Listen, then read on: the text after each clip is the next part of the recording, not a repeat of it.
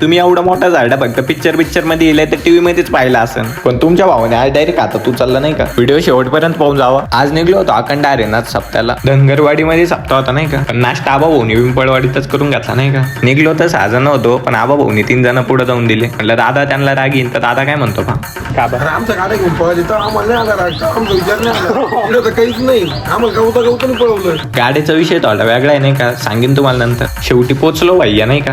सप्तात पोचताच एक मित्र भेटला आणि मित्र मानला जिकडे झेंडा फडकेन तिथं पंक्तीत बसून घ्या. काय भैयाला कळलं होत नाही का आपण व्हिडिओ चालू केला. पहिल्यांदा मग महाराजांचे दर्शन करून घेतले नाही का.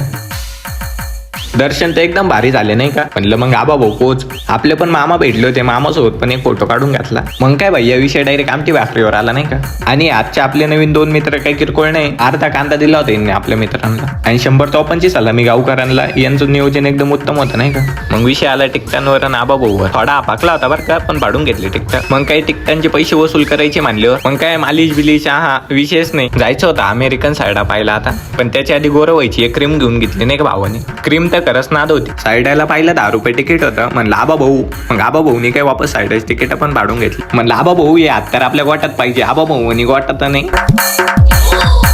15 ते 20 किलोचं वजन होतं नाही का साईडाचं. हा कसं आहे हत्यार क्वालिटी या क्वालिटी. मग काय साईडाने तोंड उघडलं. मग म्हणलं भैया पाया पडून निघून जाऊ. तुम्ही पण निदा आला का कमेंट मध्ये सांगा. रामकृष्ण हरी.